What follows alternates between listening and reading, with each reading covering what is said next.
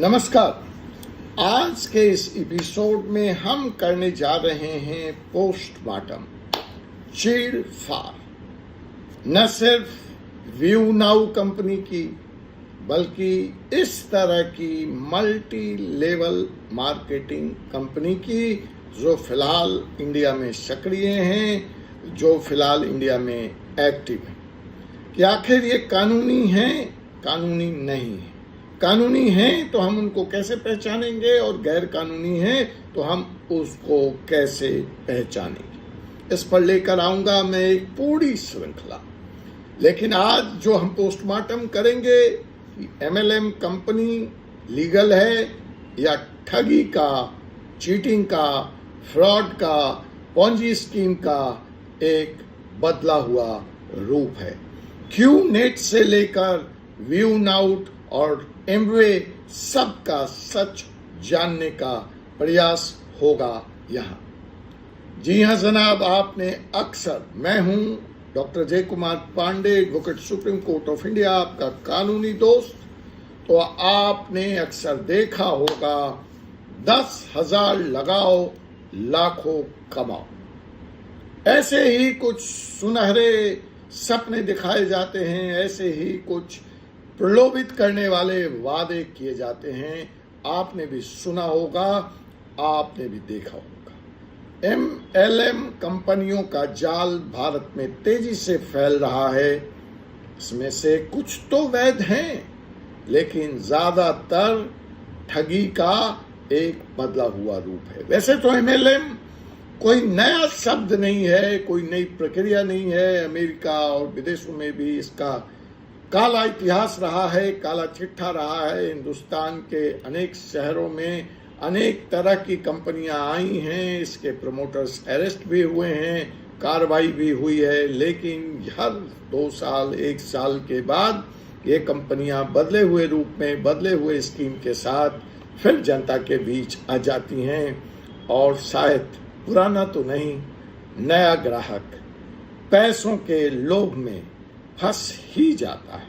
तो साहब, ये नेटवर्क मार्केटिंग स्कीम भी आप इसको कहते हैं, या नेटवर्क मार्केटिंग स्कीम है जिसके नाम पर करोड़ों लोगों को ठगा गया है और ठगा जाता है। व्यू नाउ भी उन्हीं में से एक कंपनी थी, ऐसा ईडी का आरोप है। एमएलएम यानी मल्टी लेवल मार्केटिंग, जिसमें दावा तो ये होता है कि वो बीच की चेन को, रिटेलर, होलसेलर, डिस्ट्रीब्यूटर्स, इसको हटाकर सीधे बिक्री मॉडल, डायरेक्ट सेलिंग करते हैं, जिसमें लोग खुद ही सामान खरीदते हैं और सामान खरीदने पर भी कमीशन पाते हैं और आगे एक जरिया बनाते हैं, एक चेन बनाते हैं। वो सामान कंपनी का डायरेक्ट दूसरे लोगों को जोड़कर बेचते हैं और उसमें भी मुनाफा कमाते हैं, उसमें भी कमीशन खाते हैं। अब उदाहरण, एमवे जैसी कंपनियां, टपरवेयर जैसी कुछ कंपनियां, ये भी काफी प्रचलन में हैं। यहाँ जब हम टपरवेयर, एमवे या दूसरी और इस तरह की कंपनियों की एक और वो कंपनी है जो लेडीज के श्रृंगार का सामान बेचती है, मेकअप का सामान बेचती है, इसमें कम से कम प्रोडक्ट तो असली होते हैं, इतना तो स्वीकारना पड़ेगा। लेकिन बाकी जो कंपनियां हैं उसमें तो प्रोडक्ट का भी नामो निशान नहीं होता, उसका भी पता नहीं होता। लेकिन एमएलएम कंपनियों का ठप्पा एमवे पे भी लगा है, एमवे पे भी कार्रवाई हुई है। देश के अनेक हिस्सों में एमवे पर एफआईआर चल रही है। आप अगर मेरे चैनल में पीछे जाकर देखेंगे तो इस विषय पे भी काफी वीडियो है। इसके सीईओ तक अरेस्ट हुए थे।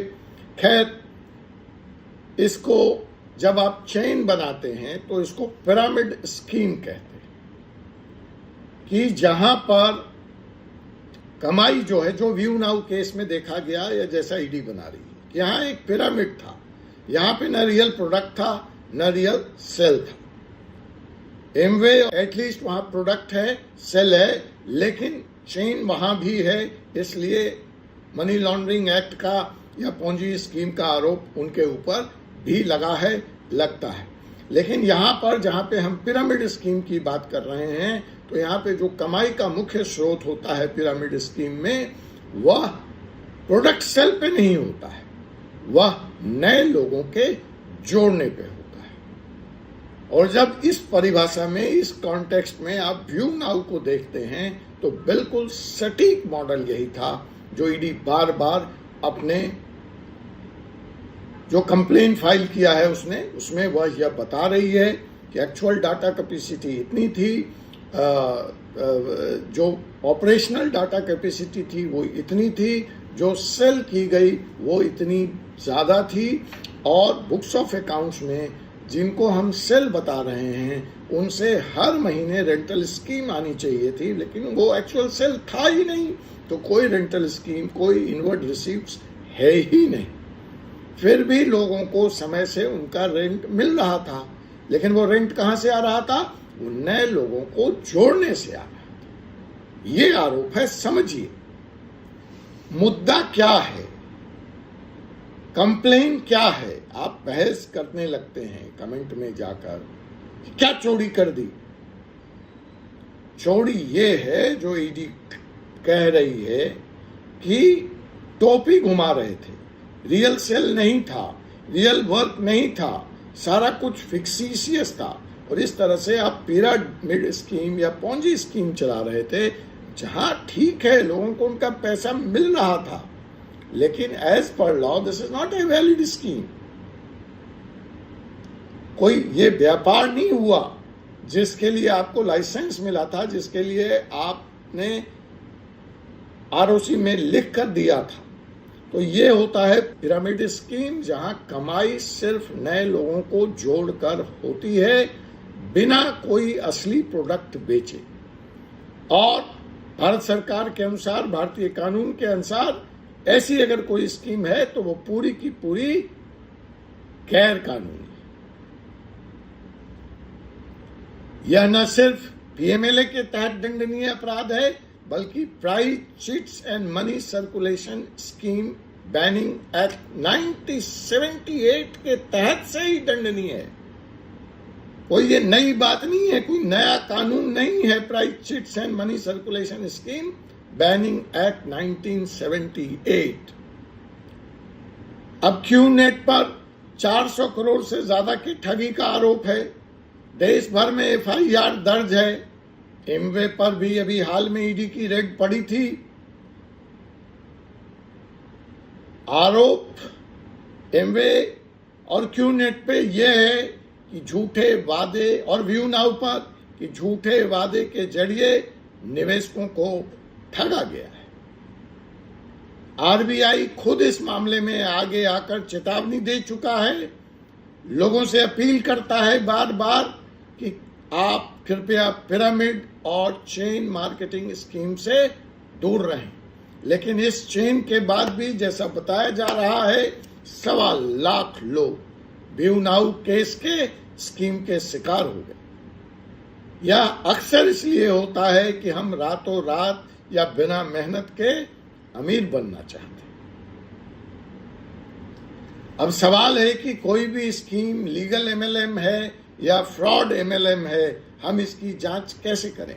व्यू नाउ में जो होना था वो हो गया, ईडी ने अपनी कार्रवाई कर दी, लेकिन इसका मतलब यह नहीं है कि दूसरी एमएलएम कंपनियां बाजार में इस वक्त नहीं हैं, बिल्कुल हैं, या नई नहीं आएंगी। ऐसी हालत में आप निवेश करें या ना करें, यह आपका निर्णय है। मैं तो ये बता सकता हूं, एक थर्मामीटर दे सकता हूं, एक एसिड टेस्ट दे सकता हूं कि भैया अगर करना भी है तो कृपया इन बिंदुओं पर इन कंपनियों की जांच जरूर कर लो।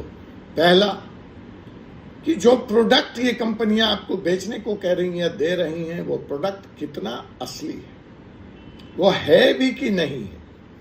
दूसरा, ये लॉ है कि अगर कोई कंपनी इस तरह का काम कर रही है, वो कहती है जी हमारा एमएलएम नहीं है, हमारा चेन स्कीम नहीं है, हम लोगों को जोड़ने पे कमीशन नहीं देते,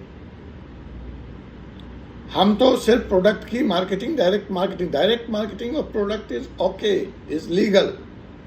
लेकिन उसकी एक शर्त है कि अगर मैंने प्रोडक्ट रिसीव किया और मुझे किसी भी कारण से पसंद नहीं आया, दाम, उसका क्वालिटी, उसकी गुणवत्ता, या just I didn't like it after receiving, मुझे किसी ने समझाया, मैं आकर्षित हो गया, अब मैंने रिसीव किया, अब मैं उसको यूज कर रहा हूं, तो इसकी जो डायरेक्ट मार्केटिंग स्कीम है उसकी एक अहम शर्त है कि कंपनी की रिटर्न पॉलिसी होती है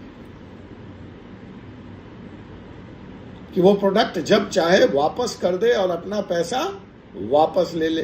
तो क्या रिटर्न स्कीम, ये नहीं एक या दो लोगों को वापस कर दिया, दबाव डालने से वापस कर दिया, legal notice, is it part of the policy, ये देखना है आप। वो लिखित में ब्लैक एंड व्हाइट में दिया जा रहा है। दूसरा, आपको यह भी देखना है कि क्या यहां पे जब आप एक नए सदस्य को जोड़ रहे हैं तो आपको उस पर कमीशन मिल रहा है, अगर ऐसा है तो यह गैर कानूनी है। तीसरा, क्या कंपनी रजिस्टर्ड है, उसके पास हर तरह का काम करने का, व्यापार करने का लाइसेंस और परमिशन है। वो क्या क्या परमिशंस कहाँ कहाँ से होते हैं उसके बारे में हम अगली वीडियो में बात करेंगे।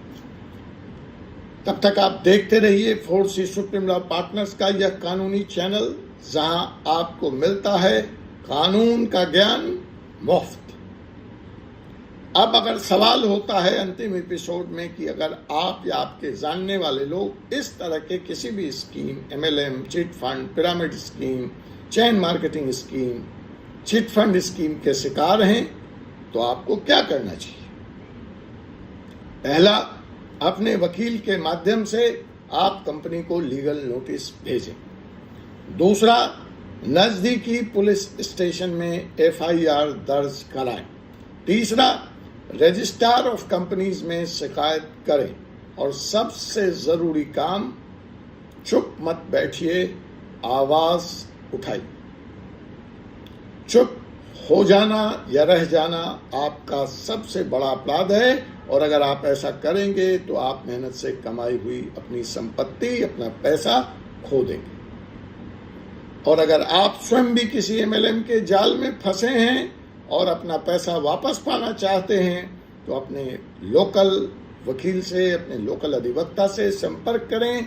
चाहें तो आप हमसे भी सलाह ले सकते हैं, हम तक भी अपनी बात पहुंचा सकते हैं। जागरूक बने, दूसरों को भी जागरूक करें। यह वीडियो जरूर शेयर कर दें ताकि कोई अगला व्यक्ति लुटने से, पिटने से, ठगे जाने से बच जाए। धन्यवाद। आपसे अगले एपिसोड में एक ऐसे विषय पर, इसी बिंदु पर, इसी बहस को मैं आगे बढ़ाऊंगा। तब तक के लिए मुझे advocate doctor Jai Kumar Pandey, supreme court of India को अनुमति दीजिए। जय हिंद, जय भारत, जय संविधान।